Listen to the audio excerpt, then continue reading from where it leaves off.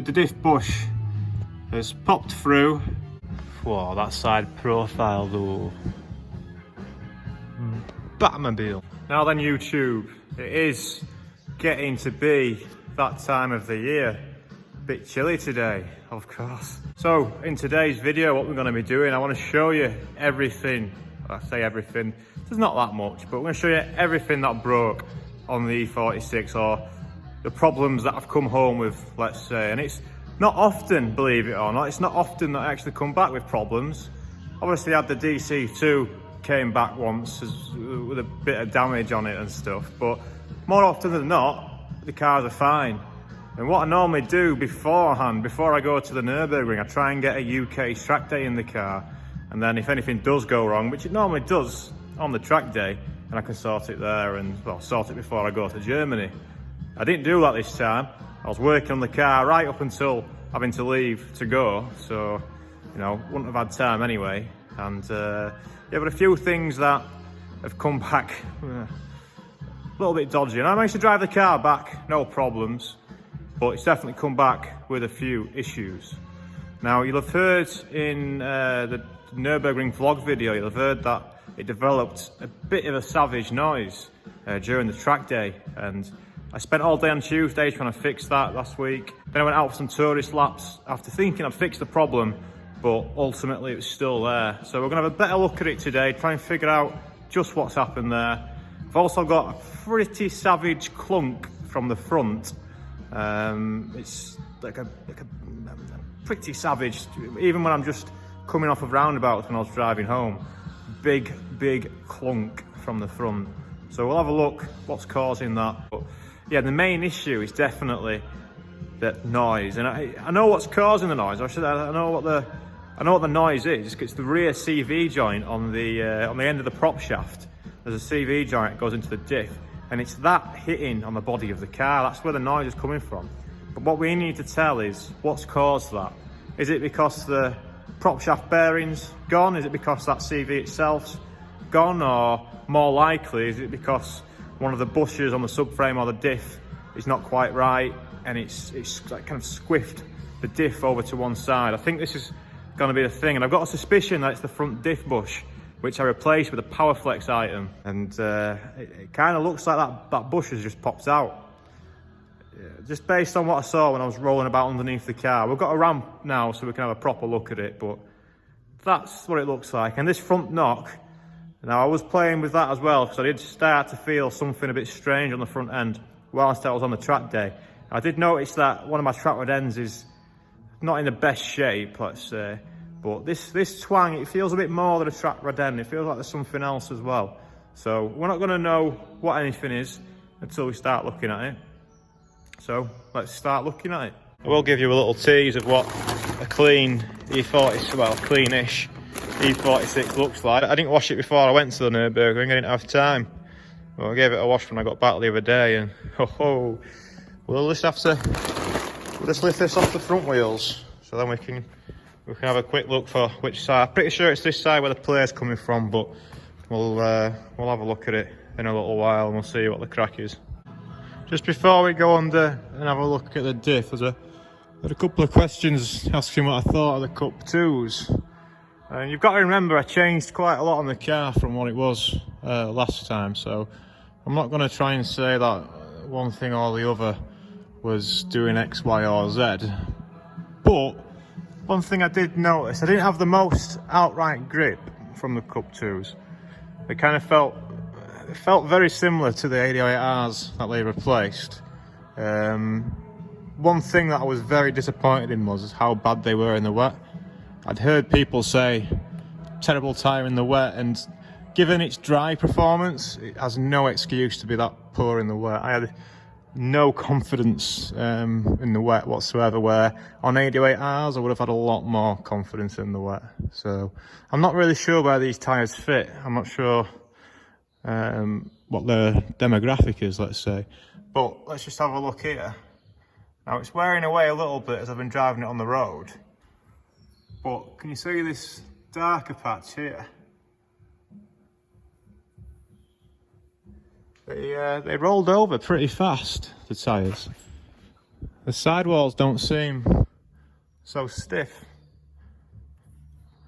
It seems like they've got a bit of saggy sidewalls. Now, after a couple of dry laps at the ring, all 4 tyres had this kind of effect. And I guess with the running on the road for a bit, it's kind of rubbed it away a little bit perhaps. But yeah, I wasn't blown away by them by any means. They're not a semi-slick though, are they? So how much can we expect? I thought they'd just be better than 808Rs, and to be honest, I don't think they were better than 808Rs. Perhaps on par with 808Rs, but you know, I mean, you can't buy 808Rs anymore, can you? They've got the new one out, which apparently is not as good. So I'm not too sure, because I like the idea of having some wheels that you can just put on and drive to the track, do the track day and drive home, and that's what these are. And I've not had any issues with bits falling off of them or anything like that, which I've seen some people have. So for a tyre that I've, you know, driven to Germany, done some laps of the Nurburgring and driven home, I can't complain too much about them, and I'm not intending to. And like I said, I didn't expect too much from them anyway, from them not being a proper semi-slick, but kind of did hope for a little bit more, especially given, as I say, how poor they were in their wet. They didn't have the dry performance to excuse being that poor in the wet. Not that that's, you know, an equal spectrum by any means, but I was just struggling to see where the money went, other than on the name. So let's have a look at this damage then underneath. Oh, of course we can't, because we'll have to remove some parts. What a silly sausage I have been just there. Can we see? We can't see, can we? Looking pretty dirty under here now, mister. There is a plastic cover missing here. I couldn't be bothered putting it back on because I wasn't too confident that would fix the issue.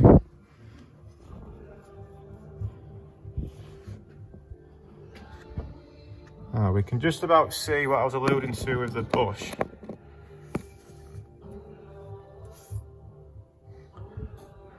So I'll try and get me. It's going to be a bit of a balancing act. This is the diff housing, right? That's where it stops. This is the bush. The bush should not be that far out. It should be back in a bit. The bolt's nice and tight. Don't worry about that. 200 nutty meters. But yeah, the bush is just a bit too. It's gone in a bit too far, mate. So it's shifted everything across. It's really hard to tell with these covers and stuff on. So what I'll do is get this brace off, get the exhaust off, and we'll have a better look at it. Just got the exhaust off, or the centre pipe at least. I thought it'd be easier to take it off in one big go. When I was on the floor at the ring, I just took this section backwards off like that. But just want to address a few comments that I've had, because I put the which video was it, the Nurburgring battle with Kev. I say battle, it was a couple of laps that we had on camera from wholly different days. Don't let the truth get in the way of a good story, right? But yeah, most of the comments are all right. But there's been a fair few comments being a bit upset with the way the car sounds now.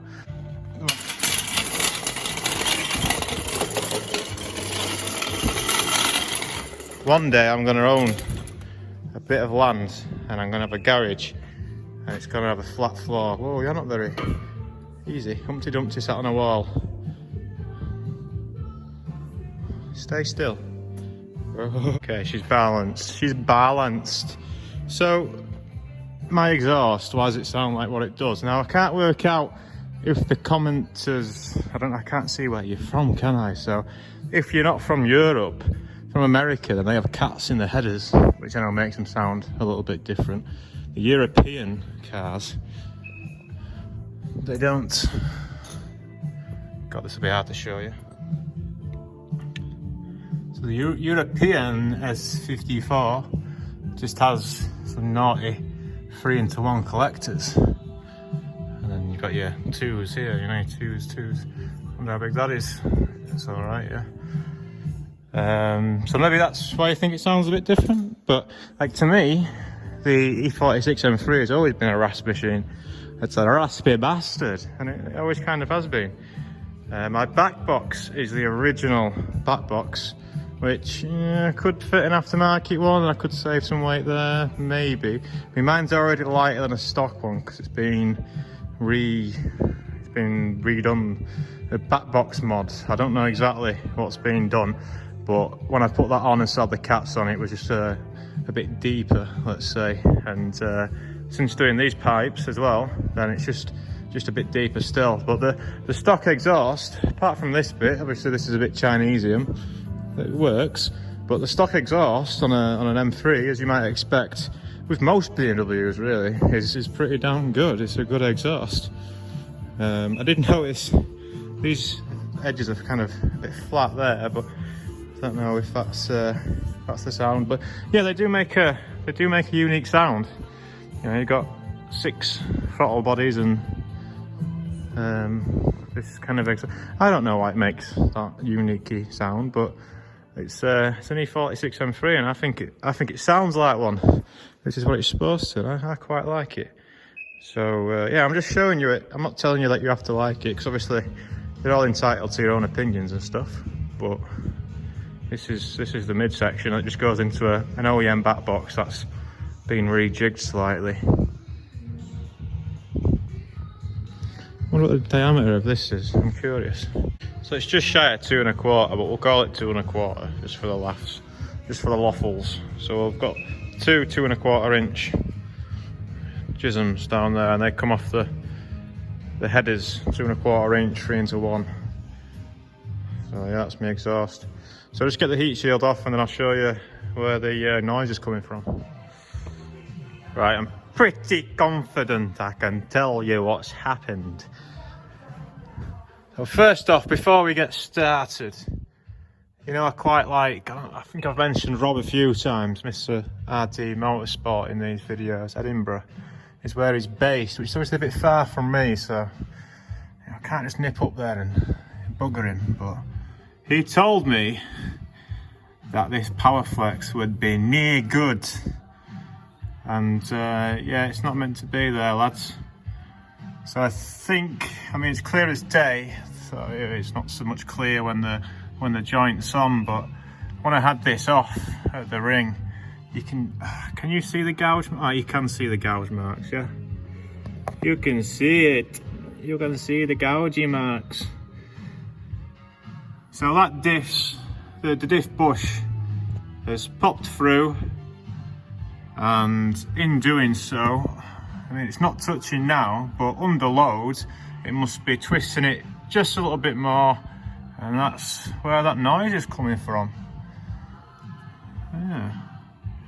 So this bush is not old at all or anything like that, but it lasted about 10 laps, 15 laps maybe of the Nurburgring before it started giving me grief. Yeah, it looks like it's pulled through the washer. I'll get this nut out. Hopefully it comes out all right, because this is the big lad, and we'll see if we can get it to hoy back the other side. But I think we're gonna have to change this for a solid bush, or should have just took Rob's advice and gone for OEM to start with, and we wouldn't have had this problem, would we? The reason I went, I think I've said, I'm gonna keep giving my excuses why I went for this, because it was next day delivery. I wanted the job done, I wanted the car sorted. My pallet BMW weren't at work, so I didn't want to order the genuine one. And I thought this would be alright, but no, it's not. And I can't recommend anyone puts a Polybush there. I'm sure it's not just a Powerflex specific issue, but I'll get this nut out and we'll see if we can. Well, the plot thickens slightly. I was just taking that bolt out and I thought, oh, I best check the rear ones. Now this one's fine. These are new, these bushes, because I got a new rear plate cover. So this is 1500, 2000 miles. Oh, actually I did quite a few miles last week, but it's not done a lot of miles anyway, you know.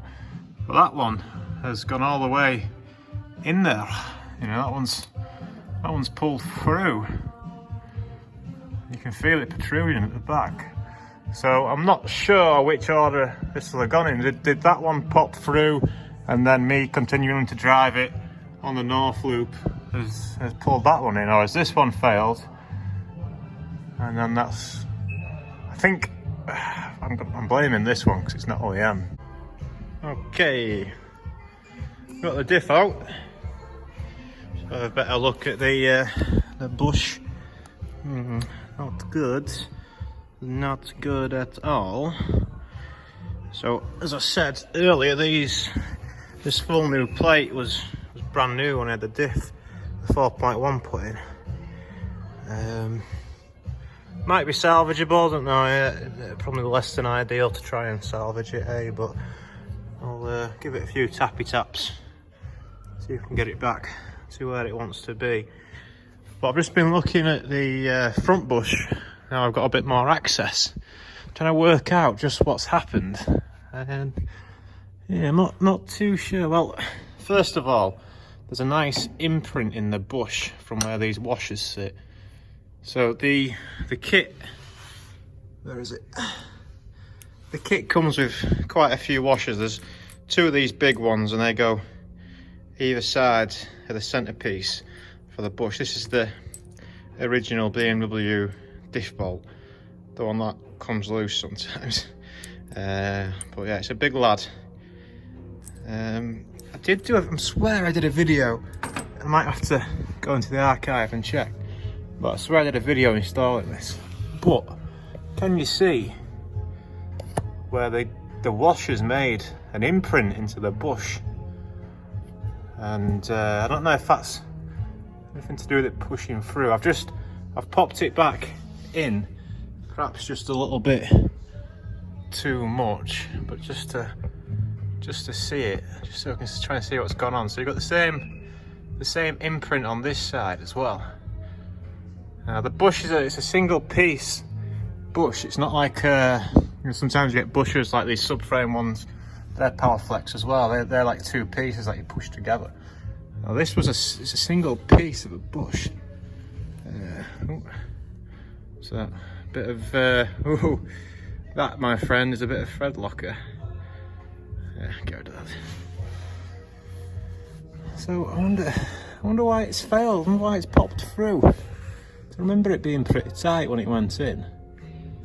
Now the subframe has been powder coated, but I mean, you'd hope not. Anyway, you can see the damage a bit more as well now with the prop shaft being off. So this was the noise that we were hearing. Don't know what this fluid is. Well, it's oil for sure. It feels greasy and oily, but I'm not too sure where it's coming from. You can see it quite on both sides coming from up here. I don't know if I've spilt something in the boot or something. I don't know, it looks pretty old though. But then this was all painted not too long ago. I know, not the best job in the world, but yeah, it's coming from somewhere. I don't know if this is perhaps chucked a bit out, perhaps. This CV joint. Now I did wonder if this or the centre bearing was what was giving me the problems at the first when I was looking over it, when I was over at the ring. But she feels alright.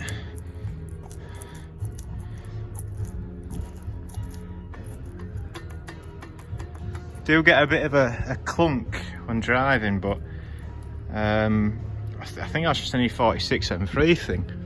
I know a lot of people have discussed this to length on the forums and stuff about how aggressive the gearbox feels. It's pretty mechanical feeling, you know. But I mean, all manual BMWs are. It only seems to be. I mean, I've not driven any more that feel just as mechanical, let's say, as this.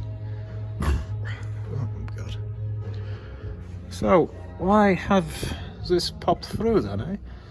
I don't know. It certainly feels pretty stiff to hand, but I mean, it will do, won't it? We're not putting half the torque of what this car is when it's yeeting, and this is the bush, obviously. That's, you know, when the diff's putting all the power to the wheels, this one's taking all that fucking up and dunny.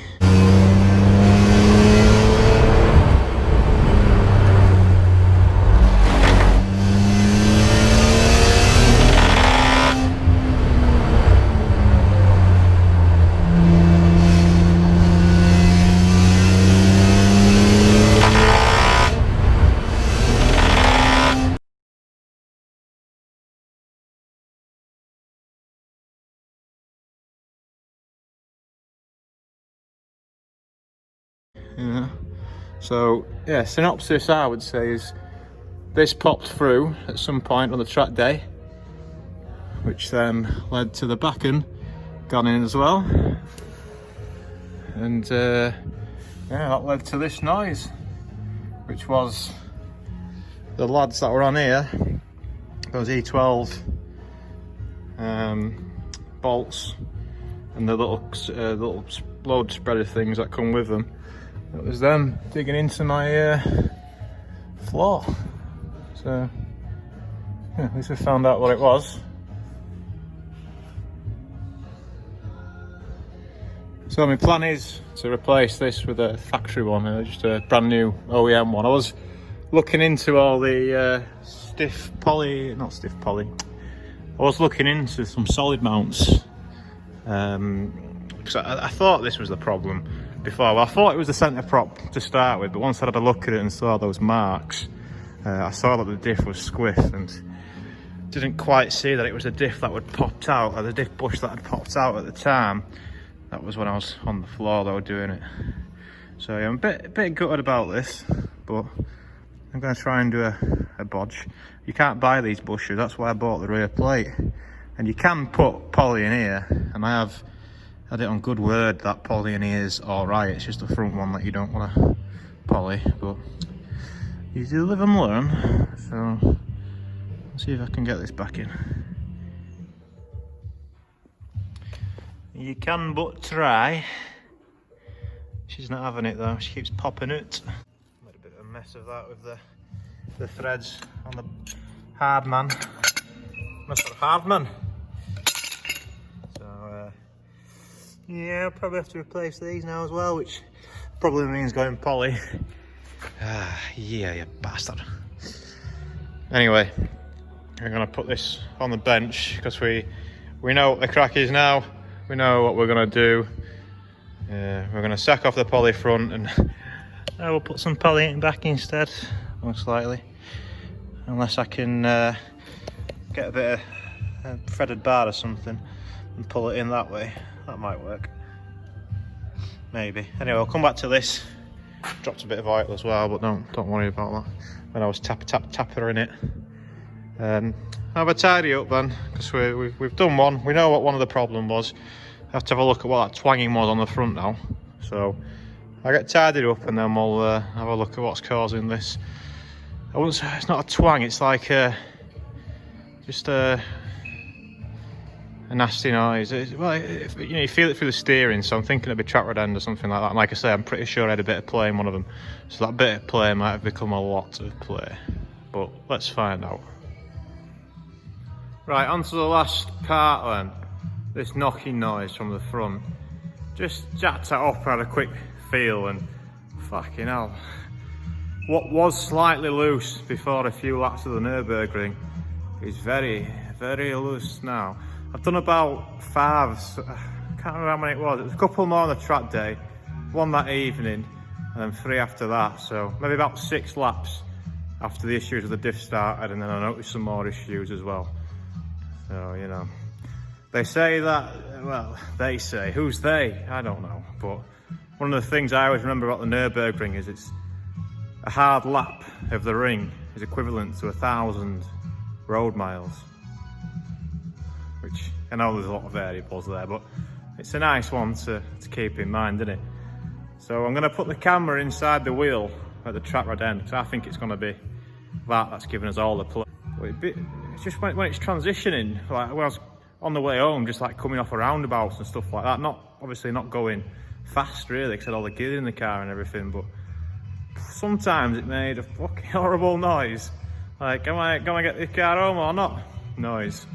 And I've got the original front arms on the car as well. I've never changed the front ball joints or anything like that, so we could have some play in them as well. Hopefully not, because I don't want to be changing the arms, they're not cheap. But let's have a look, let's see what you can see, and then I'll watch it back and see for myself. Oh, that's a good angle, that. Get the fucking bottom ball joint in as well. It's definitely side to side.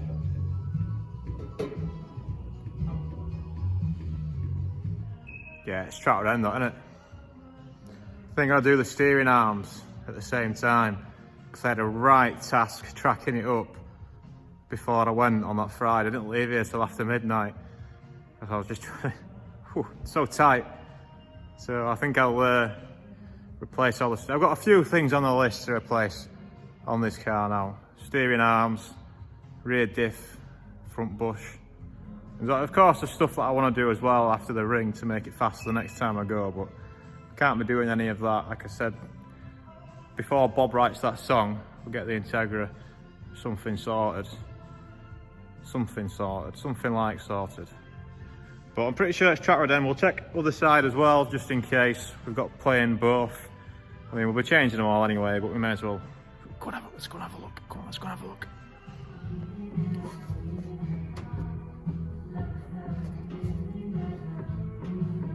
Well, I could feel something there, but probably just the other side that I was feeling. Nothing up and down, just a little bit of side to side, but probably just the other side, letting us know that it's fucked.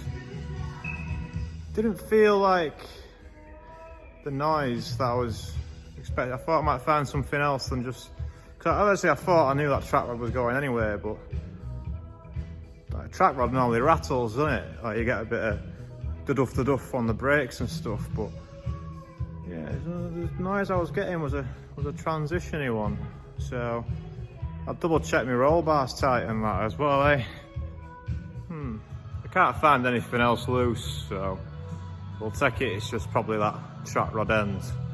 If I've still got that twanging, then we'll know to keep looking. I did on the track day, and I think this was after the diff bush went, so it could have just been related to that, but when I was transitioning hard on the track day or on the track afterwards, I can put a clip in just to show you.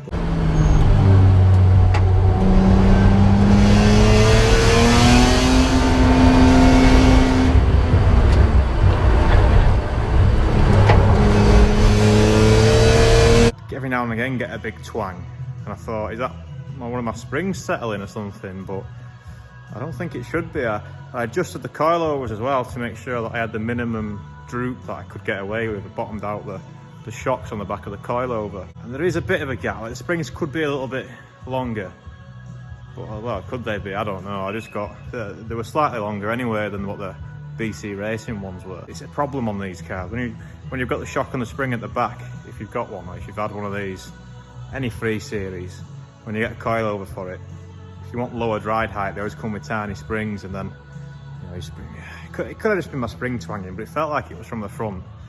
I don't understand why if the ball joint on the track rod end was going, why that would cause such a twang through the car. I don't think it would. But anyway, that's been an interesting video, hasn't it? I think I got away lightly, really.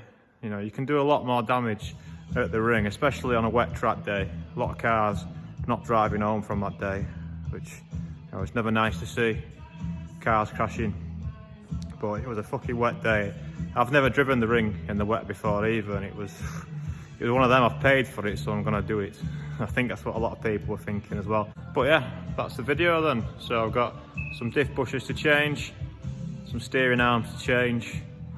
Hopefully then she'll be fighting fit again. Don't have any more plans to use the car anytime soon.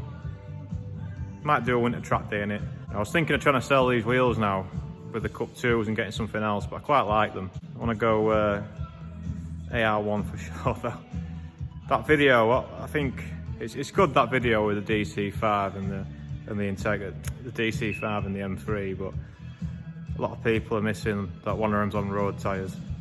Just, I've got something in my eye. Remember, one of them's on road. These Cup 2s are alright, but we had to give him a chance, didn't we? And he fucking gave him more than a fucking chance. He fucking walked away from us. Bastard. That's why his cornering speed was so much greater. I don't need to go into it. I know you know. So, until next time, I'll see you on the flippity flip. Ooh, I don't know what we'll be doing next. MR2 just needs a rear wheel. That might even be an Integra video next. Fucking hell. Might be. Might be. Probably not. Might be. Probably not. Maybe though. Most likely not. But it might be. So, see you then.